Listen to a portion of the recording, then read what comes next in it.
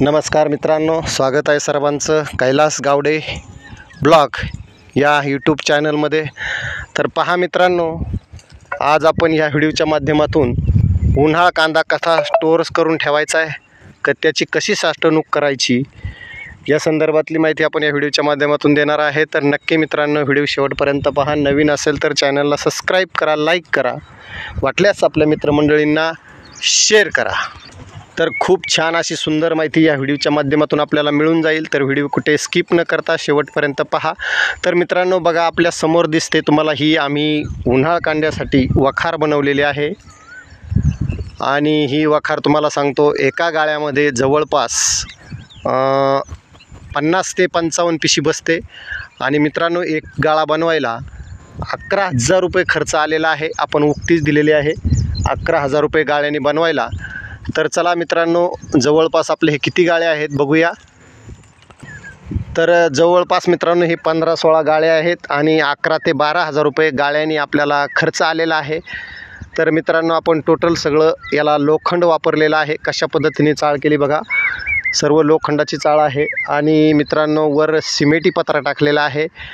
सिमेंटी पत्र्याने काय होतं मित्रांनो, कांदे जास्त तापत नाही, गरम होत नाही, उष्णता त्याला लागत नाही, आणि त्याच्यामुळे हा आपण सिमेंटचा पत्रा टाकलेला आहे। तर मित्रांनो काय होतं, जर याच्यावरती आपण जर लोखंडी पत्रा जर टाकला पत्र्याचा, तर मित्रांनो त्या उन्हामुळे खूप गरम होतं, उष्णता निर्माण होते आणि मग कांदे आतमध्ये चाळीमध्ये सडण्याची खूप शक्यता असते। म्हणून आपण हा सिमेंटचा पत्रा वापरलेला आहे मित्रांनो। तर मित्रांनो, हा सिमेंटचा पत्रा वापरलेला आहे आपण। अशा पद्धतीने त्याची हे केलेली आहे बघा। वरती आपण लोखंडाचा पत्रा मारलेला आहे, पत्र्याचा ढाप म्हणून दोन्हींच्या जॉईंटवरती। तर पहा मित्रांनो, जवळपास एका बाजूनी एका पट्टीला 4 चॅनल वापरलेले आहेत बघा। हे खाली 2 आणि वरती 2 असे 4 चॅनल आहेत। आणि तुम्हाला सांगतो, संपूर्ण या बाजूने याला जाळी मारलेली आहे। दोन्ही बाजूने मित्रांनो जाळी मारलेली आहे बघा। या बाजूने सुद्धा जाळी मारलेली आहे आणि काही कूड केलेला आहे। म्हणजे बघा, निम्म्या भागापर्यंत आपण सरमाडाचा कूड बनवला आणि निम्म्या भागातून वर याला मित्रांनो आपण जाळी मारलेली आहे ताराची। तर मित्रांनो, हे असं करण्याचं कारण सांगतो तुम्हाला। तर काय होतं आहे, आपल्याला नंतर कांद्याची वखार ज्यावेळेस आपल्याला फोडायची, कांदे भरायचे, त्यावेळेस जाळी असल्यामुळं कांदे भरता येत नाही किंवा काढता येत नाही। म्हणून काय केलं आपण, निम्म्या भागामध्ये याला तार केलेली आहे, ताराची जाळी मारलेली आहे, निम्म्या भागाला सरमाड लावलेला आहे। तर आता इथं खालच्या बाजूला आपण कुठेही पण आरण फोडू शकतो ज्यावेळेस आपल्याला कांद्याची आरण भरायची आहे त्यावेळेस। तर मित्रांनो, पाऊस भरपूर झालेला आहे बघा, खूप पाणी साठलं आहे बाजूला। आणि मित्रांनो, साईडला आपण काय केलं, हे डायरेक्ट याला आपण हे केलेलं आहे, प्लेटा लावून डायरेक्ट सिमेंट कॉन्क्रीटमध्ये खालून त्याचं फाउंडेशन बनवलेलं आहे। जवळपास 1.5 ते 2 फुटाचं फाउंडेशन आहे मित्रांनो। आणि अशा पद्धतीची चाळ बनवलेली आहे बघा। अशा पद्धतीची आपण कैची बनवलेली आहे मित्रांनो। ह्या चाळीमध्ये, कांद्याच्या चाळीमध्ये जवळपास तुम्हाला सांगतो 6 महिने किंवा 7 महिने, 10 महिने जरी कांदा ह्या चाळीमध्ये राहिला तरी खराब होत नाही। कारण आमचा इकडं भरपूर लोकांनी अशाच चाळी बनवलेल्या आहेत। 10 महिने, 15 महिने, आपलं 12 महिने म्हटलं तरी कांदा या चाळीमध्ये राहू शकतो। कारण याला चौकून हवा खेळती आहे, एकदम हवेशीर अशी आपण ही चाळ बनवलेली आहे मित्रांनो। बघा, दोन्ही बाजूनी हवा खेळती आहे आणि खूप छान अशी सुंदर चाळ बनवलेली आहे।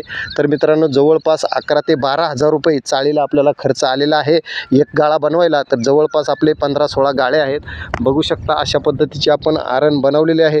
आपण सुद्धा जर अशा पद्धतीचा जर कांदा आपण स्टोअर करून जर ठेवला तर मित्रांनो, अशा पद्धतीचं हे उन्हाळा कांद्याचं नियोजन आहे। आणि असं जर नियोजन जर केलं आपण, तर कांदा खूप दिवस खराब होत नाही। आणि मित्रांनो, हे चाळ बनवायचं कारण म्हणजे, ज्यावेळेस आपण कांदा काढणी केली त्यावेळेस बाजार खूप कमी आहे आणि त्या भावामध्ये जर कांदा विकायचा जर म्हटलं तर मित्रांनो, कांद्याला बाजार भेटत नाही आणि त्याचं आपलं भांडवलसुद्धा वसूल होत नाही। म्हणून मित्रांनो, अशा पद्धतीने आपण ही चाळ बनवलेली आहे आणि या चाळीमध्ये आपण हे कांदे टाकलेले आहेत। तर मित्रांनो, आमच्या इकडं प्रत्येक शेतकऱ्याच्या अशा 10, 15, 20, 25, 30 गाळ्याच्या चाळी आहेत आणि अशा पद्धतीने त्यांनी सुद्धा बनवलेल्या आहेत। आणि मित्रांनो, ज्यावेळेस आपण ह्या चाळीमध्ये कांदा ज्यावेळेस आपण साठवणूक करत होतो त्यावेळेस प्रत्येक कांदा मित्रांनो आपण निवडून चाळीमध्ये टाकलेला आहे.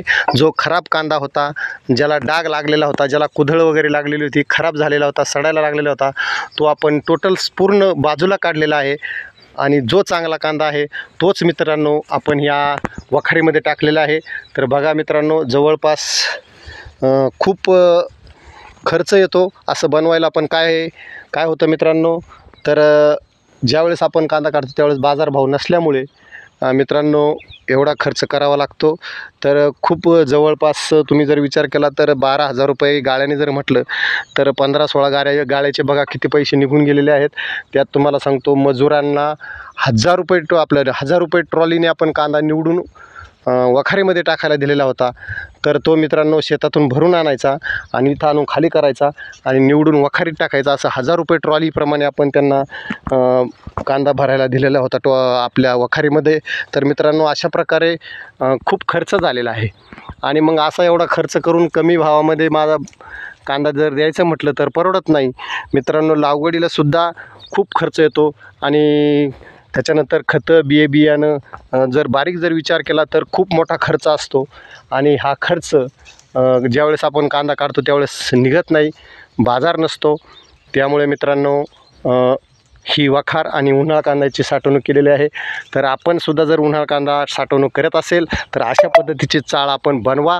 तुमचा एकही कांदा खराब होणार नाही मित्रांनो आणि खूप छान सुंदर राहील. तर मित्रांनो ज्यावेळेस आपण हा कांदा स्टोअर केला त्यावेळेस याच्यामध्ये आपण थोडं गंधक वगैरे बेशी वगैरे त्याचा वापर केलेला आहे, जेणेकरून कांदा जास्त खराब होऊ नये म्हणून मित्रांनो त्याचा आपण वापर केलेला आहे. तर आपणसुद्धा अशा पद्धतीने जर चाळ केली आणि कांदा जर स्टोअर केला तर मित्रांनो नक्कीच तुम्हाला निश्चित पुढील काही दिवसामध्ये जर बाजार वाढले तर त्याच्यामध्ये तुमचा 100% फायदा होऊ शकतो. म्हणून मित्रांनो अशा पद्धतीची आपण चाळ बनवलेली आहे. तर मित्रांनो ही चाळ आपली कशी वाटली कांद्याची नक्की कमेंट करून सांगायचं आहे. आणि मित्रांनो आपण जर माझ्या चॅनलवरती नवीन असेल तर मित्रांनो लाईक करा आणि चॅनलला सबस्क्राईब करा, जेणेकरून माझे असेच माहितीचे भरपूर व्हिडिओ आपल्यापर्यंत नक्की येतील. तर असो ठीक आहे मित्रांनो, माझा व्हिडिओ शेवटपर्यंत पाहिल्याबद्दल खूप खूप धन्यवाद.